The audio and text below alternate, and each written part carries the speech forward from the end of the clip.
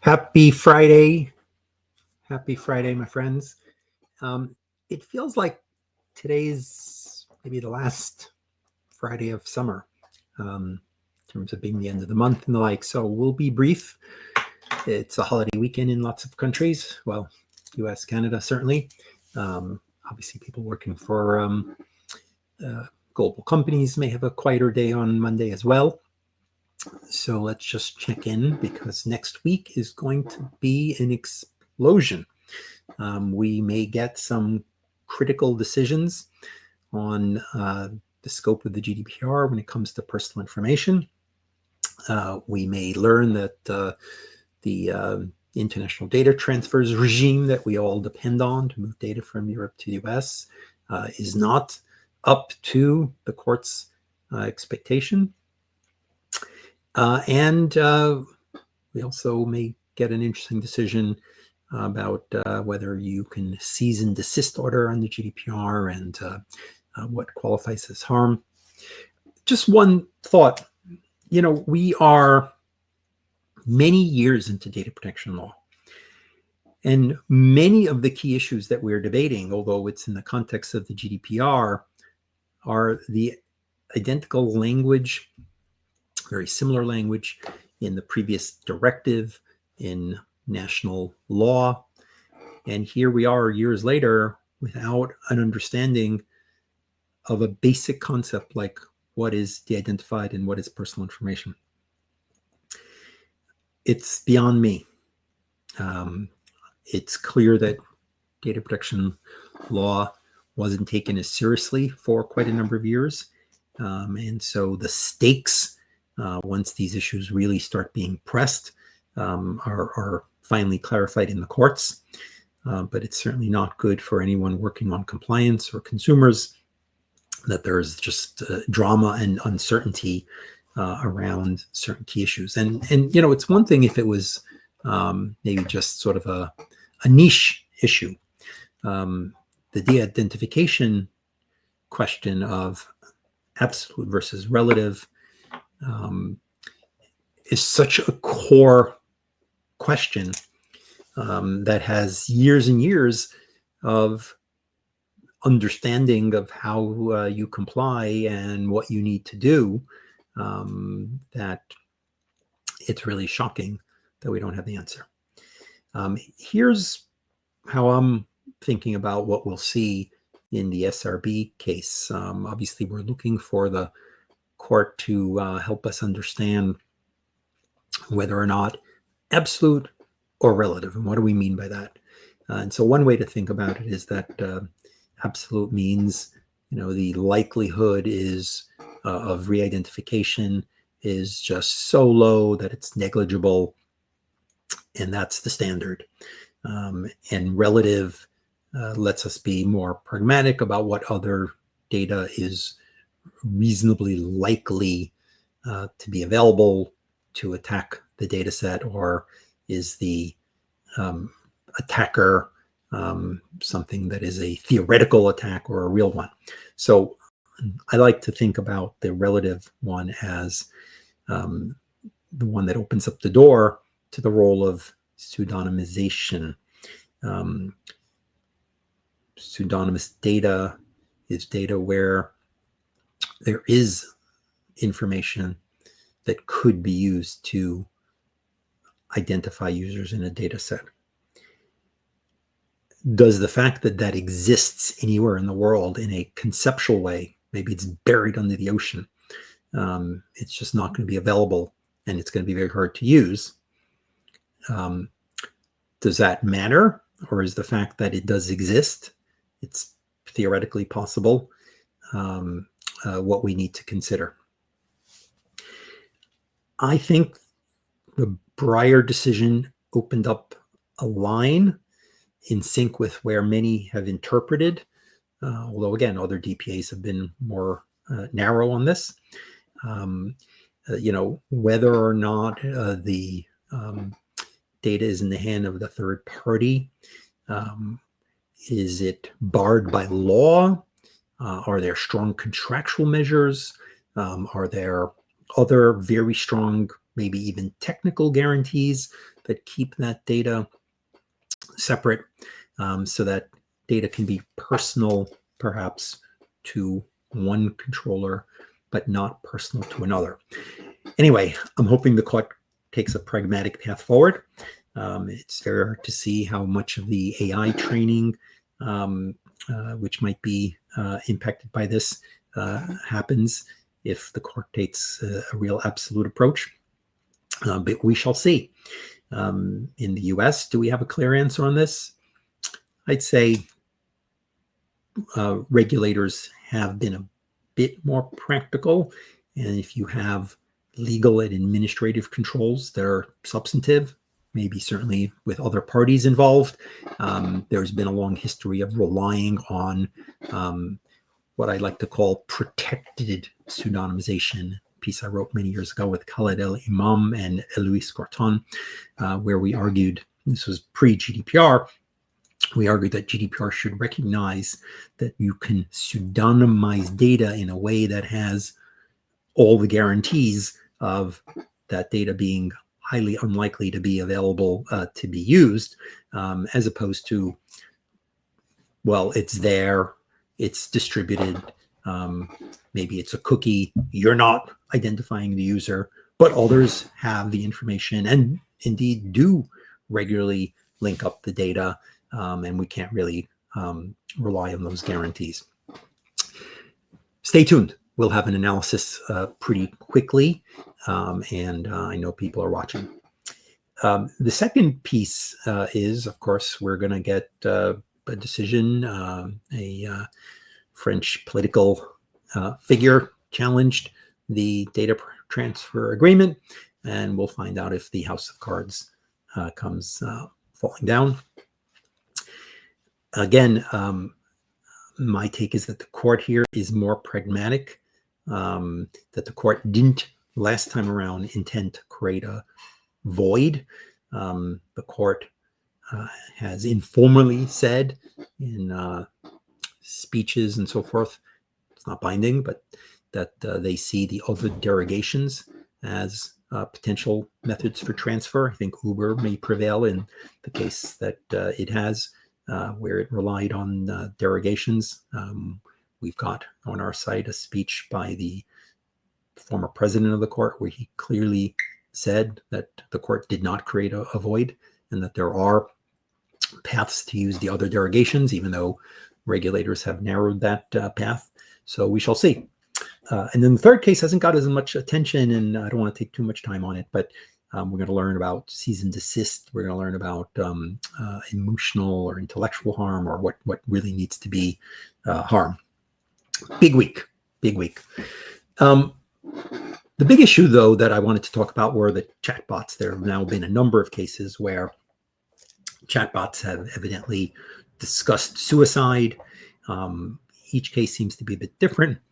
In one case, the text seems to indicate that the chatbot was giving a lot of relevant advice to someone who was contemplating suicide, urging them to seek help, urging them to, take all kinds of measures that, frankly, a therapist might propose. But in the end, when the individual sought advice, it refused. But like we know, these things are easy to get around when asking, well, give me a story and for the plot, give me some examples of how this could be done. The chatbots get fooled. And then in a number of the other cases, the story was not so good, and the chatbots seemed to be urging the user to take their life and really facilitating it.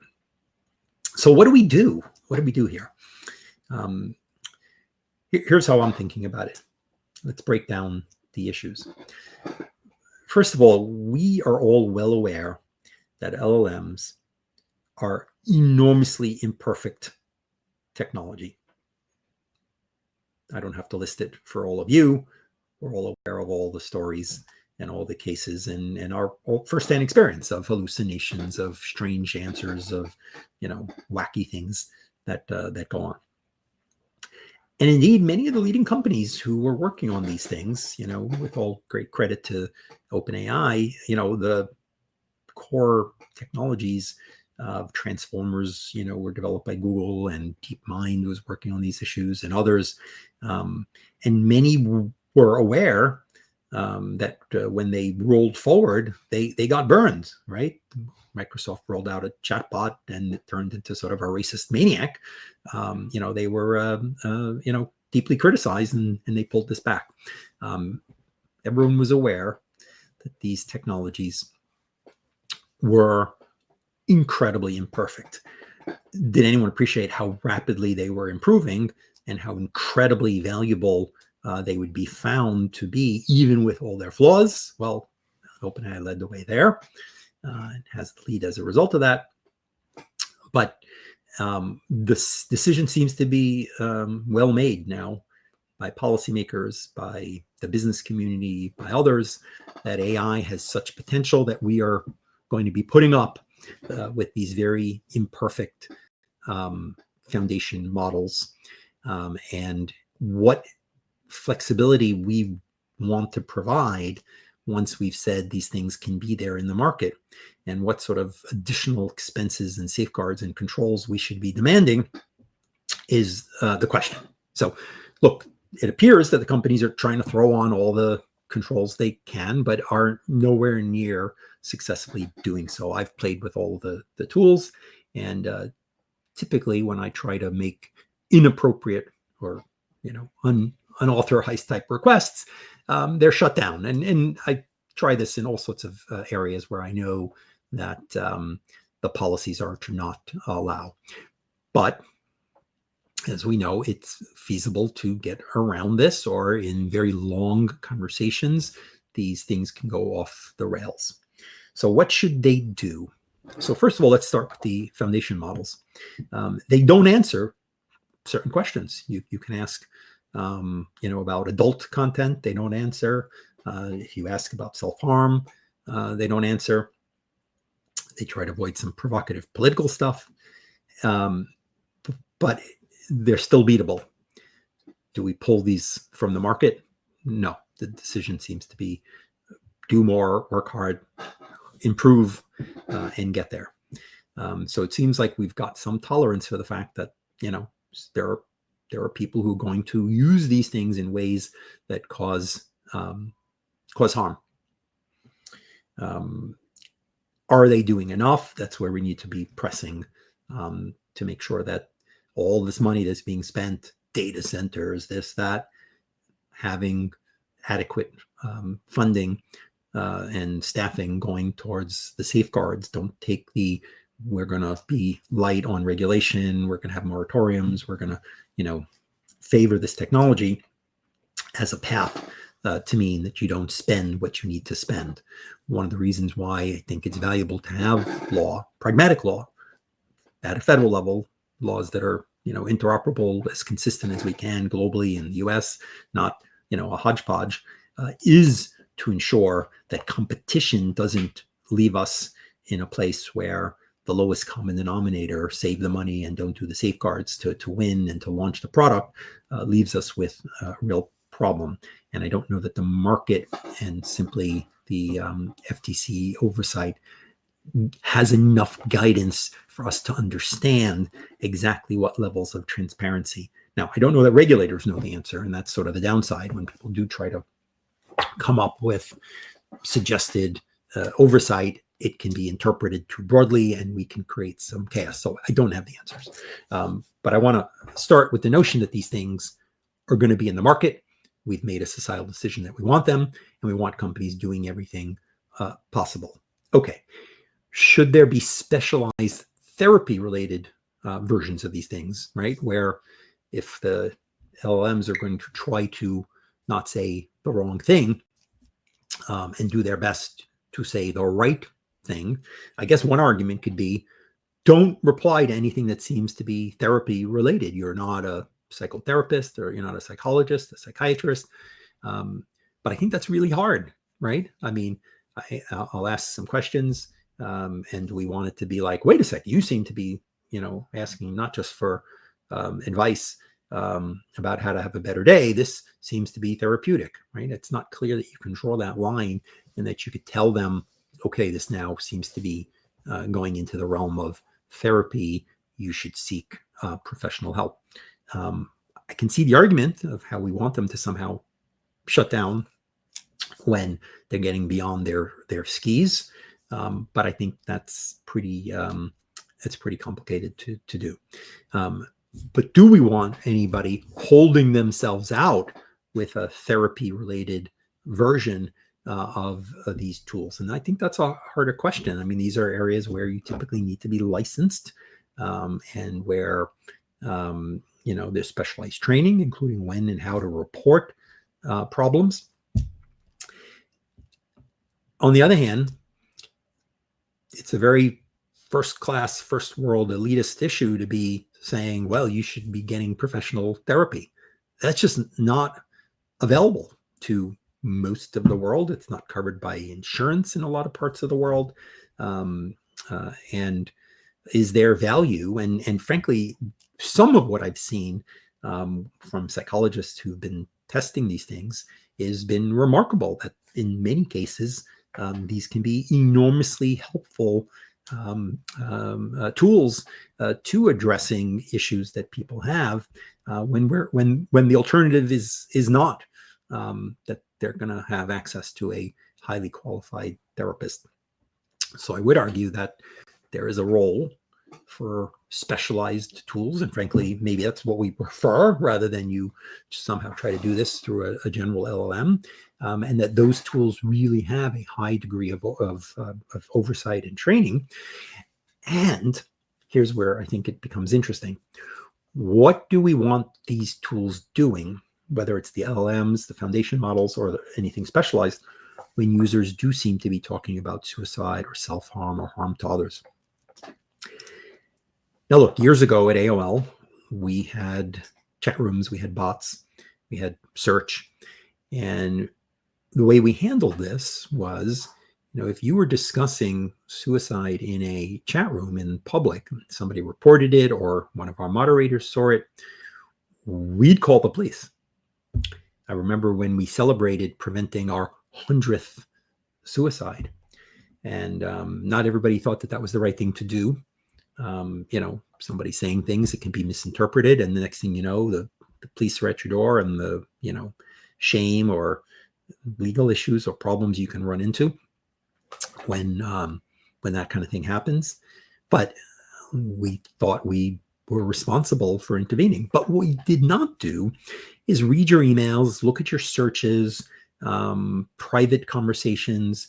They were on our servers. We could be searching for various keywords and intervening and calling the person up or taking some action. But that's a real intrusion, right? OpenAI posted a blog where they walk through some of the issues I've just talked about here. And I think they're properly drawing the line, as others are, that, if you have a private conversation with an LLM, or otherwise post something in a Google Doc, right? Post something in a server that is available and is perhaps being reviewed or analyzed for AI training or in order to respond appropriately. Where and when do we want action? Now, consider this. What if somebody's, searching, how do I, create a dirty bomb and, destroy New York? Do we want them? Do we want that sort of, review happening? But even there, again, it's quite challenging, right? Do we want your smart home speaker not listening only for the keywords, except if they hear some potential criminal type activity, in which case they go ahead and they do alert and call? I mean, that's quite dangerous and quite Orwellian. So I think the line that is being drawn, that as difficult as it is, private conversations are private conversations, and the harm of trying to intervene in what are, simply private communications between you and, a third-party piece of technology, don't get that kind of review. The only places we really do that today are non-consensual, images, where there's scanning that happens when you upload that sort of thing to the cloud, or obviously for viruses and spam. Once you open the line there and you say companies ought to be scanning, there's to no end. I mean, do we want ICE, scanning to figure out, where to find, immigrants? Do we want governments using totalitarian measures? It's just too dangerous. I want to just touch on one or two other things, and then I'll let you go. Andrea posted, and I posted the link, that a number of data protection authorities are offering training, paid training. I was unaware. And the privacy community, indeed people who do training and or recommend training services, jumped in, really surprised, and many disapproved. Now, she's taken a poll, so I'll post a link to the poll, or you can see it in the comments, to see whether people think it's the right thing or not. I haven't voted yet. I will. But it's also kind of a complicated question. On one hand, there is a training market, a lot of different companies, a lot of different providers. Why should the publicly funded government be doing something that the private sector is meeting? I don't know if there's a particular jurisdiction where there's nobody available, or there's very limited, not good quality training, and the Data Protection Authority feels like it needs to do this as part of its mandate for awareness and training. I guess I can see that. But in most jurisdictions where there is a market, they might have some interest in helping set some standards, some certification, maybe train the trainers. Maybe they offer a course, even if they charge for it, where people who want to do training can say, I went through the Data Protection Authority's training course and now I'm a good trainer. But it just seems like it may not be the best use of limited time and expertise to have the marketing and the effort that needs to go in, and the time commitment to doing training. So I guess I'll lean against it. Caveat: we do some training. It's not a real business line for us. We are starting to provide it for free. We were doing some general training, and we'll still do it on demand. But our primary effort now is providing a certain number of training courses free to our members using our staff or key experts. But that's because people support us with the general membership, and the more we can do to help them and their teams, we're delighted. We have a de-identification training coming up, and lots and lots of interest. But welcome thoughts on this one. It's not super clear. Obviously, DPA getting into kind of commercial activity in general, seems to have a bit of dissonance about it. And data protection training in the end is an interesting commercial activity. Our friend Mr. Gearing tells us that if EU authorities staff their BCR teams, he might have some sympathies, which does make sense. It's, again, amazing how few BCRs there are out there, given the tens and tens of thousands of companies, and how heavy a burden it seems to be. And this was clearly something intended to be a valuable, useful tool. And there are so many who are interested in pursuing it. And because there's such a choke point and limited capacity, it's quite a problem. But yes, I think I agree with you that it's probably best for the private sector. Okay, last thing. I don't know if you all know a friend of mine who is a magnificent, brilliant academic, Nita Farahani. She is a great academic, data protection, AI, and so forth, but neuro writes. She's written a phenomenal book about neuro data, and she writes and speaks and testifies. She's a professor at Duke.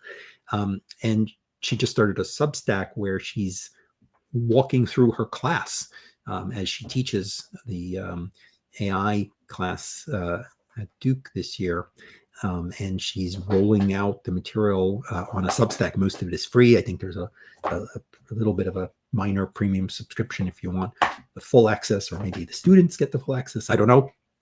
Take a look. Nita Farahani. I think I posted the link to her LinkedIn, but she's using Substack, I thought, in a creative way, and a great way to get educated. And her book is phenomenal. If you haven't read it, it's already a couple of years old, but the documentation she shows of all the ways that neurodata and controlling things with your brain, as well as using information you can glean about people's mental states, is already there. States and jurisdictions around the world are focusing on regulating it. It's an area on our agenda. Super interesting. And check out our Substack. Anyway, one of our commentators says the AI trying to hold itself out as therapeutic has a price tag and an expectation on them. The vast majority of the world with lack of access are using the LLMs generally. Fair point. All right, folks, I will, Farahani, I'll post the link. Nita, Farahany. And I think our book is called The Battle for Your Brain. Highly recommend. Very readable, not like very dense academic, but, with both business and legal expertise. That's about 30 minutes, so I'm going to let you all go. I will have speakers for the upcoming weeks, except I will be in Korea for the Global Privacy Assembly, speaking about agentic AI and challenges and risks, and meeting with a lot of the data protection authorities and some of the academic, corporate, and other folks. And I will then briefly stop by Kobe, Japan. Some of you know that my wife's family was rescued during the Holocaust by a Japanese consul general in Kovno, Lithuania, called Chuni Sugihara. He's really sort of the Schindler type, character, and rescued thousands and thousands of Jewish families by writing, against the orders of the Japanese government, visas for them to travel through Japan to Curacao. Most of them ended up spending the war in Kobe, including my father-in-law, who was a little kid at the time. So although we've been to Tokyo and have met with Sugihara's family, it'll be quite interesting to spend a little bit of time over the Jewish high holidays, which are that week in Kobe, Japan. So I may be a little bit off kilter for a couple of weeks, but you'll manage without me. Anyway, thanks to those who joined, and have a great weekend.